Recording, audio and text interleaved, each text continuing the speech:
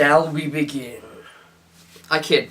Anyway guys, welcome to the first episode of Stupid Teenage Movie Reviews on the Collision channel. One of the greatest channels on YouTube, at least in my opinion. Today we're going to be talking about Thor the Dark World, but first a little bit about myself. I'm Tim, I'm a teenager, and I am stupid. That's just basically what I'm saying to bring down your expectations.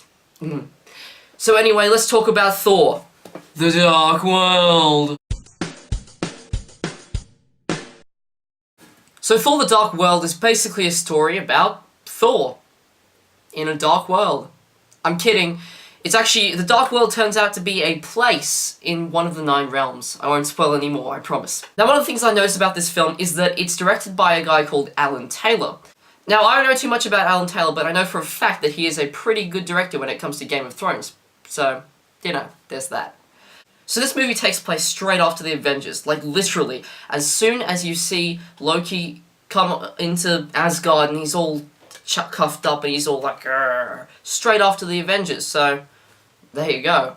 But one of the problems that I had with it was they were not being too subtle about the Avengers happening. One of the big concerns I had with Agents of S.H.I.E.L.D. is that they were constantly berating us with references to the Avengers, like, "Oh man, last time we found an energy signal like this, we found Thor's hammer." I don't like that. But thankfully in Thor the Dark World they weren't too liberal with that, so positive for that. Now sequels are a really hard thing to do. When you're making them, you need to live up to the first film and exceed it some way or another. So I think this director sat down with all the cast and crew and the writers and the editors and said, "Look, this is how we make this movie better. We make every single new character, and even the old ones, incredibly hardcore."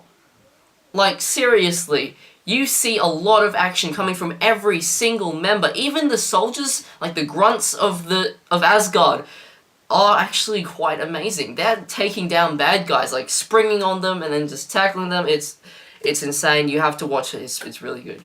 Now, the first part of this film is very beefy when it comes to storyline. Like, seriously, this starts out with Odin reading out what the Dark World is. No reading, don't worry, you're literate, so you're fine. And then it cuts straight to Natalie Portman and her life. So that was cut straight to the point, straight to the action. It's fast, good, I like that kind of film work. So once you've gotten past the entire film, so you've gotten through the introduction, right through the middle, the climax, the resolution, end credits, then you have to say it feels like it's another adventure in Asgard, to be honest. Because the thing is, it's not necessarily a bad thing to be following formulas that have been laid down before you and then just making a good, solid film without going too far astray from the formula. It's just that there are some people that are going to say this film is just not their kind of film because it's not doing anything too different. You've got the main bad guy, he doesn't have much of character development inside of him. It's not going to win any awards. But I have to say they did a really good job though with this film. With the formulas that they fulfilled, they did a really good job at fulfilling these formulas.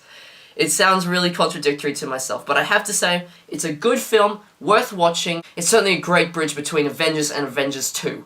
And I'm really excited to see Guardians of the Galaxy next year now, and for Captain America next year as well. All in all, I'm going to give this film an 8.5 out of 10. I'm still working on the rating system, but we'll use out of 10 for now.